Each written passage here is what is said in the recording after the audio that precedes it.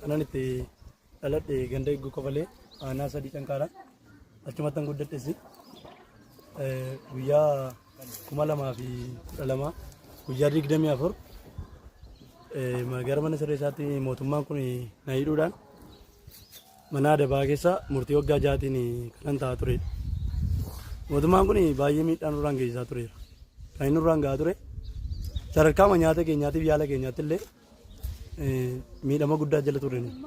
Sirreeffamaan seeraa tokko waan inni argachuu danda'u dambiif qajeelfamarra waan jiru argachaa ture, dararamaa ture.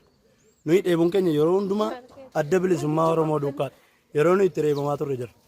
Harri guyyaan 25 gaafa guyyaa 23 dhoqqeedhaan gangaladhee reebameeran. Har'a malee kaleessa malee dheengadda oolee jechuudha. Mee har'a akkamiin baatan?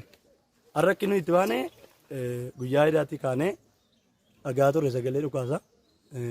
Beennan immoo asuma achi adda bilisummaa Oromoodha kan dhukaasaa jiru.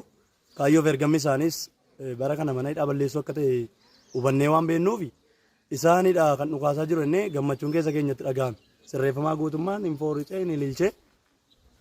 Eenyutu feesin baase sa'aatii kanatti? Adda bilisummaa Oromooti. Waraana bilisummaa Oromoo. Waraana bilisummaa Oromootu dhufee mooraa keessa seenee jarri gadhiisanii baqatanii nu hin baane.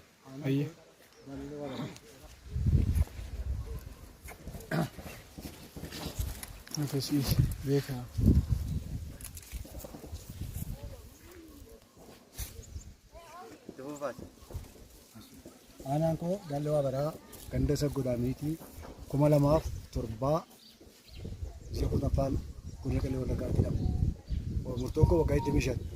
Waggaa 25 arginu karaa dhagee ture. Dimboot gaafa torbaa amma 8 bisa baasaa Oromoo dhufee nu baase.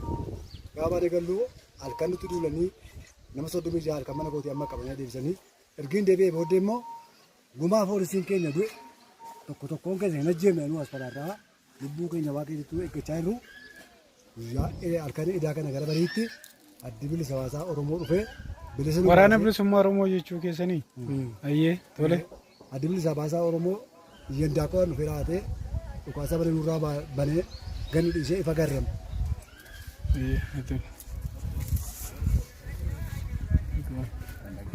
Darba.